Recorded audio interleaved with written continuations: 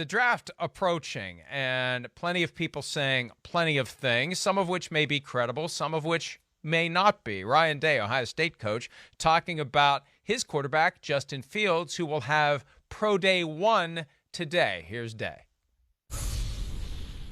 Whatever they teach in terms of a scheme, he's going to pick that up very, very quickly. And he's very, very competitive. So when you combine the talent, the size, the arm strength, his competitiveness, his toughness, his intelligence, I mean, it kind of checks all the boxes. And if you were trying to design a quarterback, to me, Justin fits that prototype. Whether he's, ready-made to be the number one pick in the draft, that's up to them. Every team has to make their own decision. But I know this, everything you invest in that kid, you're going to get back. And it's just a matter of the fit. Someone's going to take a shot at him here early in the draft, and they're going to have a franchise quarterback for a long time. Hey, and Justin Fields was great against Clemson in the semifinal game. Some of the throws he made and just the toughness playing through whatever that injury was, where he was clearly in distress. There was a time where he was kind of hovering around as number 2. Right. Second quarterback after Trevor Lawrence, and then Zach Wilson gets shoved into that spot. And now Fields is just kind of in this weird no man's land, unless it is one hell of a ruse that you're in on by the 49ers where it's not really Mac Jones, but it's Justin Fields. Unless that's the case, I don't know where Fields is going to go. I don't know either. You're right. He's kind of the forgotten man right now out of the 5 quarterbacks in the first round. Man, there's, like we talked about a little in the first hour, there's a lot to like. I mean, there's no doubt that Justin Fields is a first-round quarterback. And again, the thing that he can bring to your team right away and allow him to be a starter, even though I think he's raw in a lot of areas still. Hey, I mean, he's a Greek god, like you just heard, Coach Day talk about there. He's built like Cam Newton, just a little shorter. I'm excited. I don't even know if he's running the 40 today at that Ohio State Pro Day or not, but I'd be really interested to see what he runs, because that is the first thing that jumps out to you when you watch him. You go, whoa, the running is more dangerous than I gave it credit for watching on TV, especially the size of the human being. But he looks like he's the type of guy that could run a low 4.4, Mike. It's that type of running. But I go back to your question. That's where I find the 49ers trade really intriguing in a lot of ways too, because it could now start that run of quarterbacks to where it just becomes a little bit desperate in the top half of the first round. I'm sitting here right now going Trevor Lawrence, Jaguars, Zach Wilson, Jets, Mac Jones, 49ers.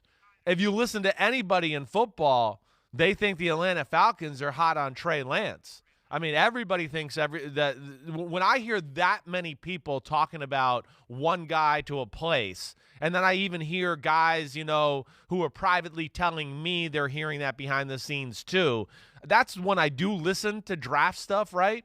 So now you have 1, 2, 3, 4, Mike, and then you go, okay, now who do we look at? Who's next on the list? And you go 8, Carolina Panthers. Could they be in the Justin Fields conversation? I mean, I don't think that's crazy. So we could be sitting here in a thing where we look at 5 quarterbacks going top 10, top 12. Not that I think they're all top 10 or top 12 material, but I think it's very possible. And if I'm the Bengals at 5 with all the needs that I have, and it's 4 quarterbacks in the first 4 picks and Fields is still there, that's when I'm calling the Panthers, the Broncos, any other team that may be in play for Fields, saying, start the bidding, let's go. Sure. We got 10 minutes. Yeah, I agreed. I think you would hope that, if you're the Bengals, you could sit there, Carolina, maybe the Denver Broncos. Who knows? The New England Patriots sitting there at 15, would they try to make a move and go this route of football? I mean, hey, Justin Fields behind Cam Newton for a year, I could see that. That makes sense. Fields, like we talked about, big, great athlete, played in some big-time games, unbelievable arm strength, unbelievable. I mean, can throw it through a wall. But as you heard when we broke it down too, when it goes bad, sometimes he can miss that wall altogether. So he could throw it through it, and when it's really good, you go, whoa, look at these throws, this looks great.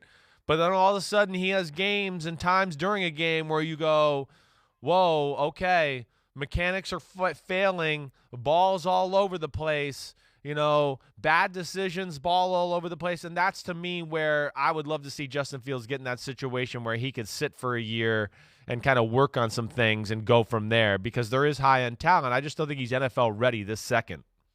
We talked earlier about 3 Alabama first-round quarterbacks to date. Mac Jones will be number 4. Ohio State, Don Scott, 1941. Art Schlichter, 1982.